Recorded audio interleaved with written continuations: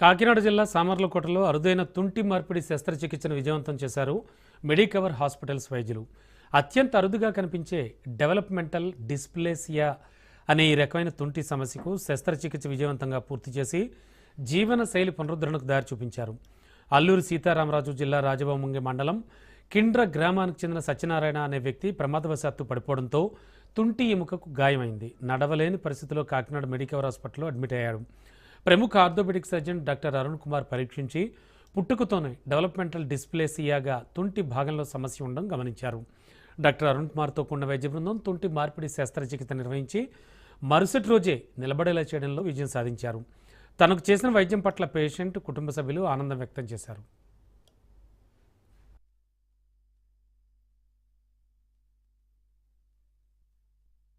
అందరికీ నమస్కారం.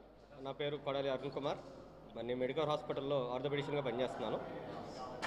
ఈరోజు మీకు ఒక అరుదైన ప్రాబ్లం మరియు దానికి ట్రీట్మెంట్ గురించి తెలియజేయాలని మా ఉద్దేశం. సో మా దగ్గరకు ఒక పేషెంట్ వచ్చారు, 45 years ఏజ్. సో ఆయనకి తొంటి నొప్పితో బాధపడుతున్నారని చెప్పి వచ్చారు. అయితే ఆయనకి చిన్న నొప్పి చిన్నప్పటి నుంచి ఉంది, కానీ ఆయన ఎప్పుడు దాన్ని పట్టించుకోకుండా మొండిగా తిరిగారు. ఇంక ఏ స్టేజ్లో అయితే ఆయన అస్సలు నడవలేని స్టేజ్ వచ్చిందో ఆ స్టేజ్లో ఆయన రికగ్నైజ్ చేసి వచ్చారు మా దగ్గరికి. సో ఆ స్టేజ్లో మేము చూసేప్పటికీ దాన్ని మనం DDH గ్రేడ్ 2 అంటాం, స్టేజ్ 2 అంటాం. So developmental dysplasia of hip stage 2 అంటాం. సో ఆ stage with severe osteoarthritis of హిప్తో మా దగ్గరికి వచ్చారు.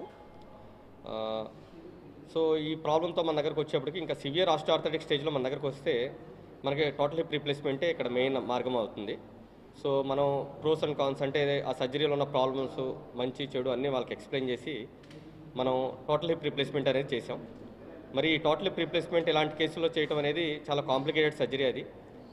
సో ఆల్రెడీ మన దగ్గర చాలా కొన్ని వేల సర్జరీలు చేసిన ఎక్స్పీరియన్స్ మనకు ఉంది కాబట్టి మనం ధైర్యంగా తీసుకోగలిగాం.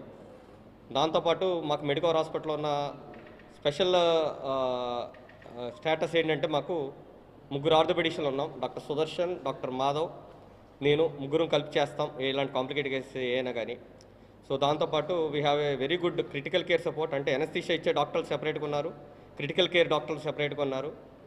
Plus we have the support of the cardiologist, nephrologist. So ఇలాంటి కేసుల్లో ఏంటంటే చాలా కాలం పాటు బెడ్ రిడన్గా ఉండటం వల్ల ఆపరేషన్ అయిన తర్వాత చాలా ఇబ్బందులు వస్తూ ఉంటాయి. ఆపరేషన్ చేయటమే కాంప్లికేటెడ్ సర్జరీ అనుకుంటే సర్జరీ అయిన తర్వాత ఒక్కసారిగా ఇంత మేజర్ స్ట్రెస్ బాడీ తట్టుకోలేదు.